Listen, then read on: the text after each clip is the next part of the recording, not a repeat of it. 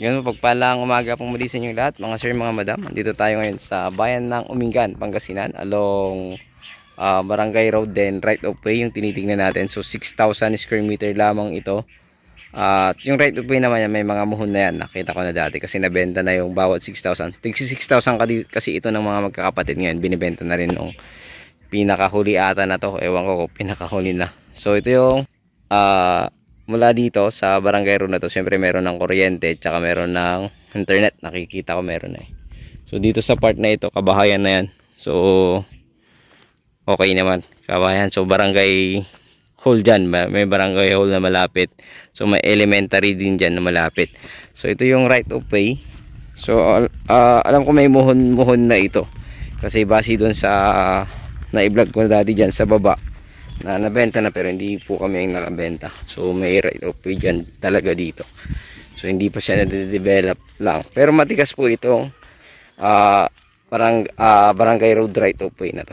So siguro kanya-kanyang donation ito or napag-usapan ng magkakapatid para po maibenta lang yung kanya-kanyang property nila. So yung umpisa ng property dito sa may Milina na yan, papunta doon sa lampas ng Kawayan. Hindi po kasali yung Kawayan sa part na yan. So dito diretso po yan hanggang dito. So pasukin natin, tingnan natin yung kuan. So may katabi itong mango farm pero nabenta na rin yan. So 6,000 square meter, may kamachiling malalaki. Ayan, may kawayan, ayan, kawayan, may bulik.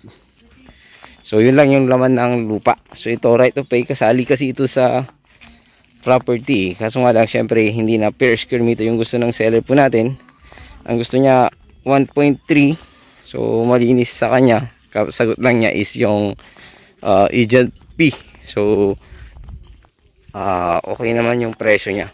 Kasi dito sa mga kabila nabenta rin yan noon eh. So dito sa part na ito, hanggang dyan daw yung boundary niya, tapos pababa siya. So ito yung property. So kung makikita nyo yan, may mga gate na yan. So ganyan kaluwang yung road right of way. So dito sa Acacia daw siya eh, sa pagganon. So pababa. So 6,000 square meter ito. Maganda naman dito. Kung maganda rin magtayo dito sa part na ito ng bahay, tatanggalin yung kawayan, or doon sa bungad pwede naman, pero mas maganda dito sa part na ito kung gusto mo magtayo dito kasi kabahayan na po yan eh. So yung baba po dyan ay merong bakod, kaya yung bakod po yung boundary niya. So susukatin pa naman to. Kagandahan nito ay pwede mong tanggalin yan para kitang kita po yung part mo dito. Diyan sa part na yan, tanggalin yan dyan ka magpatayo, or dito pwede rin para hindi masyado nakikita. So dito naman medyo papaba kasi yan na part ng lupa. So syempre hindi po siya kumbaga may pababa siyang ganun. So tingnan lang natin para po makita nyo, may idea po kayo sa property na ito. So ayan, ganyan po, meron po siyang puno dito, pwedeng lilim yan.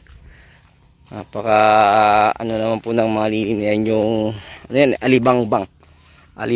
So paru G. So ayan, pababa po siyang ganun hanggang diyan sa may bakod na yan. Yan na yung ayan na yung boundary ng property. Ayan, so pababa siyang ganun. So kung makikita nyo, so ito lang yung mga laman talaga ng property. Tapos ito, parang siguro daanan ng tubig to galing sa taas. So at least alam nyo na po na parang may daanan. So daanan siguro ng tubig talaga to.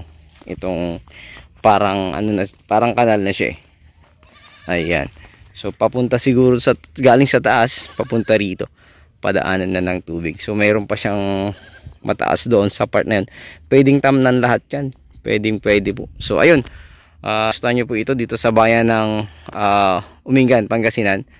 At 6,000 square meter, 1.3 million. So yun ang gusto ng seller natin. Fixed price. Non-negotiable ayon sa ating seller. So ayun. Kung magustuhan nyo po ito, pakitawagin nyo po ako sa aking numero na nakalagay sa aking screen. At sa aking Facebook na nakalagay din po sa aking screen. Ayun, muli maraming salamat. Ito po ang inyong lingkod, Agent Joel. God bless you all.